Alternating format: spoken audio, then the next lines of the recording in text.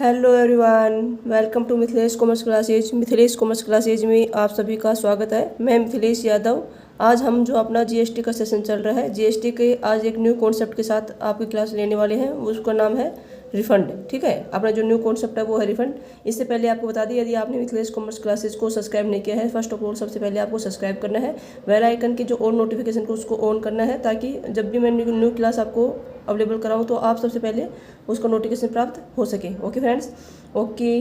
अपने फ्रेंड्स के साथ कॉमर्स ग्रुप में क्लास को शेयर करना है। अब देखो, रिफंड है। रिफंड यानी कि जो हम जीएसटी है, जीएसटी में जो भी हम क्या करते हैं, टैक्स के पेमेंट करते हैं। तो टैक्स का पेमेंट करने पर हमें क्या होता है कि यदि हमने टैक्स का पेमेंट किया है तो टैक्स को हम कैसे क्या होता है, उसमें काफ़ी बार ऐसे कुछ कंडीशन होती है जिसमें क्या होता है कि टैक्स को क्या किया जाता है, टैक्स रिफंड किया जाता है। ओके, ऐसे कौन कौन सी कंडीशन है वो देखते हैं। एक्सपोर्ट सप्लाई टू एसईजी, मतलब जो स्पेशल इकोनॉमिक जो जोन है, ऑन पेमेंट ऑफ आईजीएसटी, यानी जो हमारा आईजीएसटी के भुगतान पे एसईजी को निर्यात या आपूर्ति। ठीक है, जो हमने कोई भी क्या किया है कि कोई भी सप्लाई यदि हमने स्पेशल इकोनॉमिक जोन यानी सेज को यदि हमने कोई भी सप्लाई की है, कोई गुड्स एंड सर्विसेज की, तो उसमें यदि हमने क्या किया है, आईजीएसटी का इंटीग्रेटेड जो गुड्स एंड सर्विसेज जो टैक्स है उसका यदि हमने पेमेंट किया है, तो उस केस में क्या होता है कि यदि हमने सेज को कोई भी सप्लाई किया है या कोई भी उसको एक्सपोर्ट किया है, कोई यानी निर्यात किया है, तो उस केस में यदि कोई भी यदि टैक्स का पेमेंट किया है तो उस टैक्स को हमें क्या होगा, टैक्स रिफंड हो जाएगा। Okay friends, okay. आगे देखते हैं। सेकंड है इसमें refund on any balance in the electronic cash ledger after all payments, यानी जो सभी हमने आपको बताया था, जो भी ये पेमेंट ऑफ द टैक्स बताया था, उसमें हमने आपको 3 लेजर बताई थी। एक बताई थी इलेक्ट्रॉनिक जो कैश लेजर, एक बताई थी electronic credit ledger, and third हमने बताई थी वो बताई थी इलेक्ट्रॉनिक जो हमारी लायबिलिटी लेजर। ओके, तो अब ये है कि जो हम इलेक्ट्रॉनिक जो कैश लेजर है, तो इलेक्ट्रॉनिक कैश लेजर में हम क्या करते हैं कि जो हमारे टैक्स से संबंधित जो भी हम पेमेंट करते हैं, तो टैक्स में हमें जो भी पेमेंट करते हैं वो करते हैं इलेक्ट्रॉनिक कैश लेजर से, जो हमने आपको पढ़ा दिया है। यदि आपको वो क्लास देखनी है पेमेंट ऑफ द लेजर, तो हमारे डिस्क्रिप्शन में जाके और जीएसटी की प्लेलिस्ट बनी हुई है, वहाँ जाके आप टोटल जो क्लास है जीएसटी हमने कंप्लीट पूरी करवा चुके हैं। अब लास्ट अपनी जीएसटी के लास्ट कॉन्सेप्ट पे अपने आने वाले हैं। इससे आगे आपको 2 या 3 क्लास और आपको जीएसटी से संबंधित मिलने वाली है, जिसमें आपका टोटल जीएसटी क्या हो जाएगा, कंप्लीट हो जाएगा। ओके, और यदि आपको इनकम टैक्स से संबंधित यदि कोई भी क्लास को ज्वाइन करनी है, तो प्लेलिस्ट बनी हुई है हमारे जो सेपरेट से इनकम टैक्स एंड जीएसटी की, तो इनकम टैक्स की प्लेलिस्ट में जाके इनकम टैक्स की अपनी क्लास को इसमें ज्वाइन कर सकते हैं। और हर कॉन्सेप्ट जो भी हमारे कॉन्सेप्ट होते हैं इनकम टैक्स के, उसके अलग अलग क्या कर रखे हमने, जो हर कॉन्सेप्ट है उसके कुछ जो मोस्ट जो इंपॉर्टेंट जो क्वेश्चन है या इन जो प्रोबेबिलिटी है इन फ्यूचर में पूछे जाने की, अलग अलग एग्जाम में जितने भी अपने क्वेश्चन पूछे गए हैं, एनटीए यूजीसी नेट एग्जाम हो, चाहे अपने आरपीएस असिस्टेंट जो प्रोफेसर है या जेएमएल एग्जाम है, जितने भी हमारे कंपटीशन एग्जाम होते हैं जिसमें इनकम टैक्स से संबंधित जितने भी क्वेश्चन पूछे गए हैं, उन सभी को इंक्लूड करके और आपको इनकम टैक्स की टोटल आपको free of the cost total income tax हमने आपको अवेलेबल करा चुके हैं। ओके, तो ये हमें बता रहे थे कि यदि हमारा कोई भी जैसे टोटल हम जो हमारी टैक्स लायबिलिटी है वो हम क्या करते हैं, इलेक्ट्रॉनिक कैश लेजर से क्या करते हैं, पेमेंट करते हैं। तो यदि हम टोटल लायबिलिटी टैक्स लायबिलिटी यदि पेमेंट करने के बाद या जब हमारा कोई भी बैलेंस बच जाता है इलेक्ट्रॉनिक कैश लेजर में, तो उसका हम क्या कर लेंगे, उसका हमको जो पेमेंट जो हमारा कैश होता है वो हो जाएगा, रिफंड हो जाएगा। Okay friends, okay. फर्स्ट हमने बता दी, यदि हमारा कोई भी सप्लाई करते हैं, कोई भी सप्लाई यदि हम करते हैं या फिर कोई भी एक्सपोर्ट करते हैं सेज को, यानी जो स्पेशल जो इकोनॉमिक जो जोन होता है जहाँ पे, तो उसको यदि हम क्या करते हैं, सप्लाई करते हैं, तो उस केस में भी हमें क्या हो जाएगा, हमें वो टैक्स क्या हो जाएगा, वो टैक्स रिफंड हो जाएगा। ओके, रिफंडेबल टैक्स होता है वो। ओके, सेकंड हमने बताया कि यदि हमारे कोई भी जैसे इलेक्ट्रॉनिक जो कैश लेजर है, जहाँ से हम क्या करते हैं, टैक्स लायबिलिटी को जो लायबिलिटी उसको पेमेंट करते हैं, तो हमें सभी जो भुगतान पेमेंट करने के बाद जो भी हमारा बैलेंस बचता है इलेक्ट्रॉनिक कैश लेजर का, वो भी हम क्या हो जाएगा, वो भी रिफंडेबल हो जाएगा। Okay friends, okay. I hope आपको ये कॉन्सेप्ट आपको अच्छे से समझ में आ गया होगा। ओके, आगे देखते हैं। नेक्स्ट पॉइंट है इसमें refund on account of tax payment on A supply which is not provided tax payment and advance payment. देखो, यदि हम कोई भी क्या करते हैं, कोई भी यदि हम सप्लाई करते हैं जो प्रदान की नहीं की हो, यानी जो भी हम सप्लाई है यदि हम सप्लाई नहीं करते हैं और जिस पे क्या होता है कि टैक्स का भुगतान यदि किया जा चुका है, यानी एडवांस में यदि हम क्या करते हैं, टैक्स का पेमेंट कर देते हैं जिस पे कोई भी सप्लाई हमें करनी थी, लेकिन हम सप्लाई गुड्स एंड सर्विसेज की जो सप्लाई उसको नहीं करते हैं, तो उस केस में हमें क्या हो जाएगा, जो हमने जो टैक्स का जो एडवांस जो टैक्स पेमेंट किया है उसको हम क्या हो जाएगा, रिफंड हो जाएगा। ओके, इसमें है कि कोई भी आपूर्ति जो प्रदान नहीं की हुई, यानी सप्लाई है उसको सप्लाई को हमने प्रोवाइड नहीं करवाई है, जिस पर कर का भुगतान किया जा चुका है, यानी जिस पर क्या होता है जो सप्लाई हमने प्रोवाइड नहीं कराई है लेकिन उस पर हमने एडवांस में क्या किया है, हमने उसमें एडवांस में टैक्स का पेमेंट कर दिया है, तो उस केस में क्या हो जाएगा, जो भी हमने एडवांस में जो भी टैक्स पेमेंट किया है उसका क्या हो जाएगा, उसको रिफंडेबल टैक्स हो जाएगा, यानी उसको वापस उसको रिफंड हो जाएगा टैक्स। ओके फ्रेंड्स, ओके आगे देखते हैं। अगला है इसमें अगला पॉइंट है refund of tax wrongly collected and payment to the government, यानी जो यदि कोई भी गवर्नमेंट है या फिर हमारे जो गलत तरीके से, यदि हमारा जो मेथड होता है गलत मेथड से यदि हमने क्या किया है, गलत तरीके से यदि हमने कोई भी जो टैक्स है टैक्स को वसूल कर लिया है, कलेक्ट कर लिया है, या फिर हमने कोई भी गवर्नमेंट को क्या किया है टैक्स का पेमेंट कर दिया है, वो मतलब यानी कि रॉन्गली जैसे मेथड से यदि हमने क्या किया है, गलत तरीके से यदि हमने टैक्स को कलेक्ट कर लिया है या फिर हमारे जो टैक्स है टैक्स जो गवर्नमेंट को हमने पेमेंट किया है, दोनों ही केस में यदि हमारा मेथड क्या है रॉन्गली है तो उस केस में हमारे जो टैक्स है टैक्स क्या हो जाएगा, उसमें रिफंड हो जाएगा। ओके अगले देखते हैं refund of the IGST payment to tourist living India on any supply of the goods taken out of the India by him, यानी भारत से बाहर जा रहे सामान को किसी भी आपूर्ति पर भारत छोड़ने वाले पर्यटक द्वारा भुगतान की गई IGST की वापसी। देखो कोई भी यदि कोई भी क्या है, हमारा टूरिस्ट है, टूरिस्ट को यदि हमने क्या किया है, हम गुड्स एंड सर्विसेज उसको अवेलेबल करवाए हैं, तो उसमें हम यदि हम सप्लाई करते हैं तो सप्लाई पर यदि वो क्या करता है, वो जो टूरिस्ट होता है वो यदि वो सामान है, उस सामान को क्या कर रहा है, भारत के बाहर ले जा रहा है, ठीक है ना, भारत के बाहर ले जाने वाले सामान को उस जो हमारी जो गुड्स होते हैं वो यदि वो टूरिस्ट है वो यदि इंडिया से यदि आउट यदि वो क्या ले जाता है, उसको बाहर ले जाता है, तो उस केस में क्या करता है वो IGST जो भी हमने जो IGST का क्या किया था, उसने टैक्स पेमेंट किया था, तो उसकी क्या हो जाएगी, वो वापसी हो जाएगी, उसका रिफंड हो जाएगा, रिफंड ऑफ द IGST जो जिसने टूरिस्ट को क्या किया था, वो पेमेंट किया था, वो उसको क्या हो जाएगा, रिफंड हो जाएगा। ओके फ्रेंड्स, ओके ये कॉन्सेप्ट है, ये कॉन्सेप्ट को हमें याद करना है कि हम किस किस ऐसी कंडीशन है जहाँ पे हमें क्या होता है, जो हमारा टैक्स होता है टैक्स को हमें रिफंड हो जाता है। तो उसमें देखेंगे यदि हमने बता दिया कि यदि हम क्या करते हैं, सेज को यदि हम सप्लाई एंड एक्सपोर्ट करते हैं, तो उस केस में हमने जो भी IGST का जो भी पेमेंट किया था वो हमने क्या हो जाएगा, टैक्स रिफंड हो जाएगा। सेकंड हमने बताया था यदि हमने जो भी इलेक्ट्रॉनिक जो कैश लेजर है जिसमें हमने टोटल जो भुगतान करने के बाद जो भी हमारा बैलेंस बचता है तो वो भी हमारा क्या हो जाएगा, टैक्स वो रिफंड हो जाएगा। ओके जो भी बैलेंस है टैक्स का जो भी हमारे उसके अंदर जो अवेलेबल होता है, जितना भी हमारा बैलेंस बचता है वो क्या हो जाएगा, हमारे लिए वो रिफंड हो जाएगा। थर्ड हमने बताया कि यदि हमारा कोई भी हमने एडवांस यदि टैक्स पेमेंट कर दिया है जिस पे हमने सप्लाई यदि प्रोवाइड नहीं करवाई है, यदि हमने गुड्स एंड सर्विसेज की सप्लाई यदि नहीं की है लेकिन हमने क्या किया है एडवांस में यदि हमने पेमेंट कर दिया, तो उस केस में भी हमारा जो टैक्स है वो क्या जाएगा, रिफंड हो जाएगा। फोर्थ हमने आपको पॉइंट बताया यदि हमने कोई भी रॉन्गली तरीके से यदि हमने कोई भी क्या किया है, टैक्स को वसूल किया है, कलेक्ट किया है, या फिर हमने गवर्नमेंट को टैक्स का पेमेंट किया है, दोनों ही केस में हमें क्या होगा, दोनों ही केस में हमारा जो टैक्स है वो रिफंड हो जाएगा। अगले हमने पॉइंट बताया वो बताया है कि यदि हमने कोई भी हमारा क्या है, कोई भी यहाँ पे टूरिस्ट आया हुआ है उसको यदि हमने क्या किया है, वो IGST का भुगतान कर चुका है और उसके लिए वो क्या करता है कि गुड्स एंड सर्विसेज को क्या करता है, वो हमने इंडिया से बाहर ले जाता है, आउट ऑफ द इंडिया यदि उसको ले जाता है, तो उस केस में उसको जो IGST जो भी उसने क्या किया था, पेमेंट किया था टैक्स का, तो वो IGST उसने क्या हो जाएगा, उसका IGST रिफंड हो जाएगा। ओके फ्रेंड्स, ओके आगे देखते हैं। नेक्स्ट पॉइंट है इसमें tax become refundable by the order of the court, यदि हमने कोई भी टैक्स का पेमेंट किया है जिसपे क्या होता है कि कोर्ट ने यदि उसको उस टैक्स को जो भी हमने पेमेंट किया है उसमें यदि कोर्ट ने ऐसे ऑर्डर दे देते हैं कि उसको कोर्ट जो उसका टैक्स है वो क्या हो जाएगा, रिफंडेबल होना चाहिए, यानी उसका वापसी होना चाहिए, तो यदि कोर्ट के द्वारा यदि आदेश देने पर भी क्या हो जाए, जो टैक्स होता है वो रिफंडेबल हो जाता है। ओके फ्रेंड्स, ओके कुछ ऐसी कंडीशन होती है जिसमें क्या होता है कि कोई भी रॉन्गली तरीके से यदि गवर्नमेंट को यदि पेमेंट कर दिया है या फिर रॉन्गली तरीके से हमने कलेक्शन कर लिया है कोई भी टैक्स का, यदि वो गलत तरीके से इनलीगली रूप से है, तो यदि कोर्ट यदि वो क्या करता है, ऑर्डर देता है कि टैक्स का क्या करो, रिफंड करो, तो उस केस में गवर्नमेंट को टैक्स को क्या करना पड़ेगा, रिफंड करना पड़ेगा। ओके आगे है refund of the tax on the purchase made by UN bodies and the embassies एटिस, यानी जो हमारा जो संयुक्त राष्ट्र जो निकाय होते हैं या दूतावास होते हैं उसको द्वारा यदि खरीदी गई करों की वापसी, यानी जो भी हमारे UN है, यूनियन जो नेशनल जो बॉडीज है या फिर जो एम्बेसीज यानी कोई भी दूतावास है हमारे जो भारत के, तो उसमें क्या होता है, उसके द्वारा जो भी कोई भी गुड्स एंड सर्विस को यदि वो क्या करता है, परचेज करता है गुड्स का, तो उस केस में यदि उसने टैक्स की पेमेंट किया है तो उस टैक्स को क्या हो जाएगा, उसको रिफंड हो जाएगा। जैसे हमने सेज को क्या कहते हैं, टैक्स सेज को यदि हमने स्पेशल इकोनॉमिक जोन है उसको यदि हमने एक्सपोर्ट या सप्लाई किया था, उस केस में भी हमें क्या होता है, रिफंड वापस होता है। ऐसा ही केस यहाँ पे है कि यदि हमने यूनियन जो नेशनल जो बॉडीज होते हैं या फिर हमारे जो दूतावास होते हैं, इनको यदि हमने कोई भी गुड्स का यदि ये परचेज करते हैं तो परचेज करने पर जो भी इसने टैक्स का पेमेंट किया है उसको क्या हो जाएगा, ये रिफंड हो जाएगा। ओके फ्रेंड्स, ओके आगे देखते हैं। Refund on advance tax deposit by a casual taxable person non resident taxable person. यदि हमारा कोई भी देखो सीटीपी यानी कैजुअल जो टैक्सेबल पर्सन है, जो भी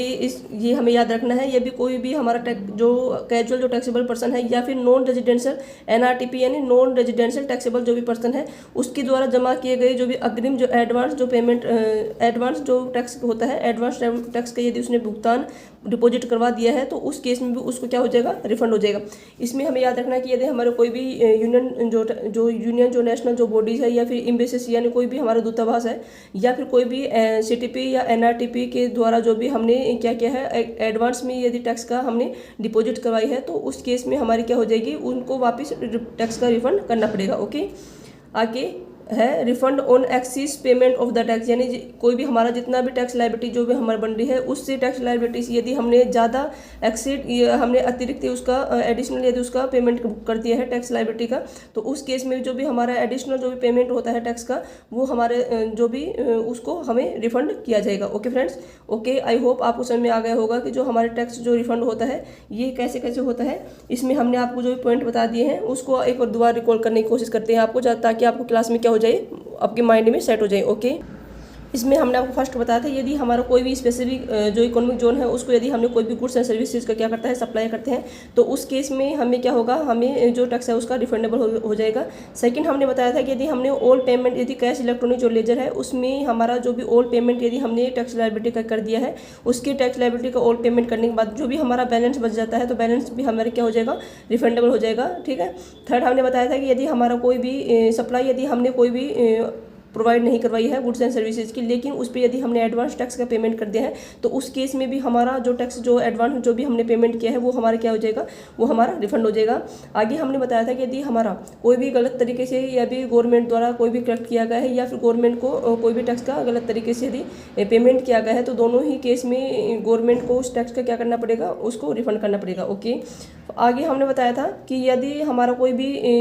यूनियन जो नेशनल जो बॉडीज है या फिर हमारा कोई भी दूतावास है या संयुक्त राष्ट्र जो निकाय है उसके द्वारा जो भी गुड्स एंड सर्विसेज का जो भी हमने उसके द्वारा खरीदी गई है उस पर यदि उसने टैक्स पेमेंट किया है तो उस टैक्स को उसको रिफंड करना पड़ेगा। ठीक है ना। आगे है कि यदि कोई भी कोर्ट है, कोर्ट का कोई भी ऑर्डर हो जाता है कि भाई इस टैक्स है, इस टैक्स को रिफंड करना है, तो उसके द्वारा जो गवर्नमेंट है उस टैक्स को क्या करेगी, रिफंड कर देगी। ओके, आगे है कि यदि कोई भी सीटीपी एनआरटीपी द्वारा यदि कोई भी एडवांस में यदि कोई टैक्स की क्या करती है, उसने डिपॉजिट करवाई है तो उसमें उस टैक्स को एडवांस टैक्स को उसको रिफंड कर दी जाएगा। आगे जो हमारा है इसमें है कि यदि हमने कोई भी एडिशनल यदि हमने टैक्स का क्या कर दिया है, पेमेंट किया कर दिया, जितनी हमारी टैक्स लायबिलिटी बन रही है उससे यदि एक्सेस यदि हमने कोई भी टैक्स लायबिलिटी का यदि पेमेंट किया है तो जो भी हमारे एक्सेस जो भी टैक्स लायबिलिटी है उसका हमें क्या कर दिया जाएगा, उसका हमें रिफंड कर दिया जाएगा। Okay friends, okay I hope आपको जो टैक्स रिफंड है ये कंडीशन आपको समझ में आ गई होगी, कौन कौन सी ऐसी कंडीशन है जिसमें टैक्स का रिफंड किया जाता है। आगे देखते हैं। आगे है इसमें कोई भी ये यदि हम क्या करते हैं, कोई भी हमारे जो टैक्स है, टैक्स जो लायबिलिटी है उसमें हमें कोई भी टैक्स का रिफंड करते हैं तो उसके लिए हमें कौन सा फॉर्म है उसको हम एप्लीकेबल करेंगे टैक्स को रिफंड के क्लेम करने के लिए। ओके फ्रेंड्स, ओके वो देखते हैं आगे।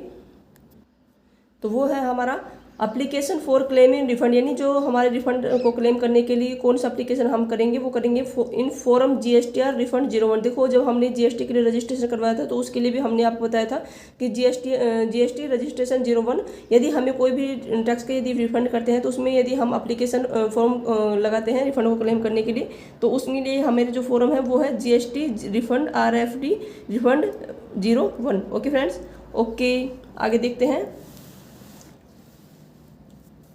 Refund in case of the zero rated supply. देखो यदि हमारा जीरो रेटेड सप्लाई है, जीरो रेटेड सप्लाई के केस में हम क्या करते हैं, रिफंड हमें कैसे मिलता है, तो वो देखते हैं हम 90% of the total refund claiming in paid within 7 days where जो refund arise on account on zero rated supply. यदि जीरो रेटेड सप्लाई की दशा में हमें क्या होता है कि कुल रिफंड क्लेम का जो भी हमारा जो टोटल रिफंड जो क्लेम है, कुल रिफंड जो क्लेम है, टोटल रिफंड क्लेम का हमें 90% है, वो विद इन 7 डेज के अंदर हमें क्या हो जाएगा, हमें उसके अंदर भुगतान किया जाता है। देखो जो हमारा जीरो रेटेड सप्लाई है, जीरो रेटेड सप्लाई के केस में हमारे जो भी टैक्स जो है, टैक्स को यदि हम रिफंड करते हैं तो वो हम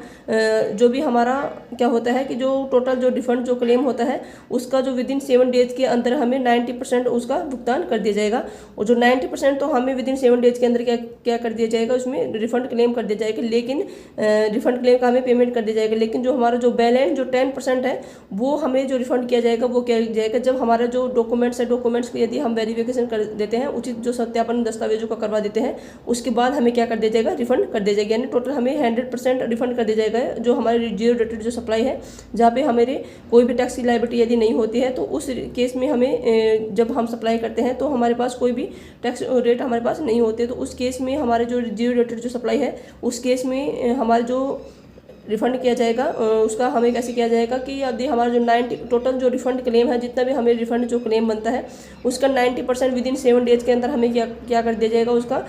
हमें पेमेंट कर दिया जाएगा। और जो भी हमारा बैलेंस जो 10% will be refund after due जो वेरिफिकेशन ऑफ द डॉक्यूमेंट्स, यानी जो हमारा जो बैलेंस जो 10% जो बचा है, 90% पहले विद इन 7 डेज के अंदर हमें रिफंड कर दिया जाता है। लेकिन जो भी हमारा 10% जो भी बैलेंस बचा है वो हमें रिफंड किया जाएगा जब हमारा क्या करते हैं, रिफंड आफ्टर ड्यू, यानी जो भी हमारा जो डॉक्यूमेंट जो वेरिफिकेशन है उसके उचित सत्यापन जो हमारे हैं डॉक्यूमेंट्स के, उसके उचित सत्यापन कराने के बाद हमें क्या कर दिया जाएगा, हमें रिफंड कर दिया जाएगा। ओके फ्रेंड्स, ओके, आपको समझ में आ गया होगा कि जो हमारी जीरो रेटेड जो सप्लाई है इस केस में हमें जो रिफंड है वो कैसे किया जाता है। ये हमारा RPSC असिस्टेंट प्रोफेसर है, उसमें ये एग्जाम में ये क्वेश्चन पूछा हुआ क्वेश्चन है कि हमारे जो कितना जो 90% है वो कब रिफंड किया जाता है। ठीक है, तो वो हमें करना है कि जो हमारा टोटल जो रिफंड क्लेम का और जो विद इन 7 डेज के अंदर हमें क्या कर दिया जाएगा, 90% हमें उसका पेमेंट कर दिया जाएगा। ओके फ्रेंड्स, ओके, आगे क्वेश्चन में ऐसे पूछ सकते हैं आगे कोई भी एग्जाम में कि हमें जो 10% है वो कब किया जाता है रिफंड, तो वो हमें किया जाएगा जब हमारे डॉक्यूमेंट जो वेरिफिकेशन हो जाएंगे उसके बाद हमें क्या किया जाएगा, 10% जो बैलेंस बचा हुआ है वो हमें जीरो रेटेड सप्लाई के केस में हमें रिफंड टैक्सेबल रिफंड किया जाएगा। Okay friends, okay, I hope आपको क्लास ये अच्छी लगी होगी और आपको क्वेश्चन में अच्छे से आ गया होगा। ओके ओके, एक बार अपन जो हिंदी में भी इसको रिवाइज करते हैं। जो हिंदी मीडियम वाले बच्चे हैं जो इंग्लिश को कम समझ सकते हैं, तो उसको हम इंग्लिश बाईलैंग्वेज आपको नोट्स प्रोवाइड करने की कोशिश करें ताकि आपको कोई भी प्रॉब्लम क्रिएट नहीं हो। Okay, refund in the case of the zero rated supply. Zero rated supply की दशा में टोटल जो रिफंड जो क्लेम है उसका 90% विद इन 7 डेज के अंदर उसका पेमेंट कर दिया जाता है। शेष जो 10% जो क्लेम जो बच जाता है, हमारा जो बैलेंस बच जाता है, वो क्या हो जाएगा, उसको जो हमारे जो प्रॉपर रूप से जो डॉक्यूमेंट जो वेरिफिकेशन करने के बाद, यानी दस्तावेजों का उचित सत्यापन यानी डॉक्यूमेंट वेरिफिकेशन करने के बाद वापस कर दिया जाता है। ओके फ्रेंड्स, ओके, आगे देखते हैं। इसमें आगे है इंटरेस्ट ऑन डिले रिफंड, यानी विलम्ब वापसी की ब्याज। देखो जो भी हमारा यदि हम जो रिफंड है, जो टैक्स रिफंड है, यदि उसका यदि क्या करते हैं, हम उसको डिले यदि पेमेंट करते हैं। देखो जब हमारा जो टैक्स लायबिलिटी है, टैक्स लायबिलिटी की जब हम टैक्स रिफंड होता है, तो यदि रिफंड यदि डिले से होता है उसका, तो उस केस में वो इंटरेस्ट को कैसे हम करते हैं, कैसे उसका इंटरेस्ट लगाएंगे, वो करेंगे। If amount not refundable within 60 days, when then interest will be applicable at the rate of 6% per annum के हिसाब से। यदि हमारे 60 दिनों के भीतर राशि है वो वापस रिफंड यदि नहीं की जाती है, टैक्स लायबिलिटी यदि हमें विद इन 60 डेज के अंदर यदि हमें वापसी नहीं की गई है, तो उस केस में हम क्या करेंगे, 6% पर एनम की दशा से पर एनम की दर से रेट से हमें ब्याज क्या होगा उसमें देना पेबल किया जाएगा। ठीक है ना। ओके, यदि देखो इसे ऐसे समझो कि हमारा कोई भी टैक्स लायबिलिटी है, यदि उसका हमने रिफंड करने में यदि डिले करते हैं, तो हम यदि उसका 60 डेज के अंदर यदि हम उसको टैक्स जो लायबिलिटी है उसके अमाउंट को यदि हम पेमेंट नहीं कर सकते हैं, तो नहीं की गई है हमारे द्वारा, तो उसके लिए हमें जो इंटरेस्ट लगेगा, उस जो डिले जो रिफंड जो टैक्स है उस पर हमें जो इंटरेस्ट लगेगा वो लगेगा 6% पर एनम के रेट से हमें क्या होगा उसमें इंटरेस्ट को पेबल करना होगा। ओके फ्रेंड्स, ओके, आगे सेकंड हमारा जो कॉन्सेप्ट देखते हैं वो देखते हैं कि हम यदि कोई भी हमारा जो कोर्ट है या ट्रिब्यूनल है कोई भी हमारा, तो उसके द्वारा ऑर्डर करने पे यदि हमने क्या किया है, उसके द्वारा देखो हमारा कोई भी कोर्ट या जो हमारा ट्रिब्यूनल है यदि वो क्या करता है, वो गारंटेड देता है, तो उस गारंटेड देने पर भी यदि हम क्या करते हैं,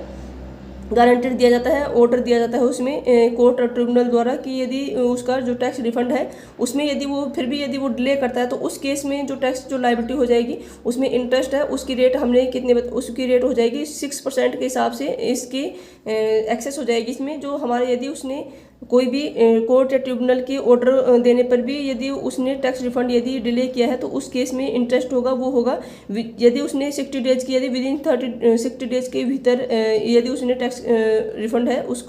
आगे इसमें सेकंड है जो टैक्स लायबिलिटी है। टैक्स लायबिलिटी जो भी डिले जो हमारा जो टैक्स रिफंड है टैक्स रिफंड यदि डिले हो जाता है तो उस केस में यदि सेकंड जो हमारा है, फर्स्ट हमने आपको बता दिया, यदि हमने विदिन 60 डेज के अंदर यदि हमें राशि जो पेमेंट नहीं की जाती है तो उस केस में हमारा जो टैक्स जो इंटरेस्ट जो हो जाएगा तो डिले रिफंड पे हमारा जो इंटरेस्ट हो जाएगा वो हो जाएगा 6%। लेकिन सेकंड इसमें कंडीशन है कि interest on delay refund which guaranteed by the order of the court and tribunal, यानी विलंबित वापसी पर ब्याज जो न्यायालय और न्यायाधिकरण के आदेश द्वारा प्रदान किया गया हो। जो भी हमारे जो कोर्ट या ट्रिब्यूनल है उसके जो ऑर्डर पे क्या किया जाता है, जो भी जो टैक्स जो रिफंड है उसकी जो वापसी पर यदि ब्याज कैसे करेंगे वो करेंगे। If amount not refund within 60 days then interest will B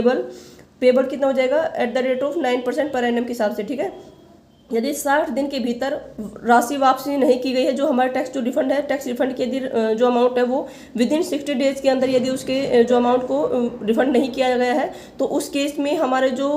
court और जो ट्रिब्यूनल द्वारा जो भी गारंटेड दिया गया है टैक्स रिफंड का उसकी जो डिले पर हमें इंटरेस्ट हो जाएगा वो कितना हो जाएगा 9% पर एनम के रेट से हमें क्या करना पड़ेगा, उस पर इंटरेस्ट को पेबल उस पर किया जाएगा। Okay friends, okay, I hope आपको क्लास हमारी अच्छी लगी है। क्लास को लाइक करें और अपने फ्रेंड्स ग्रुप में क्या करें, क्लास को शेयर करें। यदि अब तक यदि आपने मिथिलेश कॉमर्स क्लासेज को यदि सब्सक्राइब नहीं किया है तो सबसे पहले चैनल को सब्सक्राइब करें और बेल आइकन की जो ऑल नोटिफिकेशन को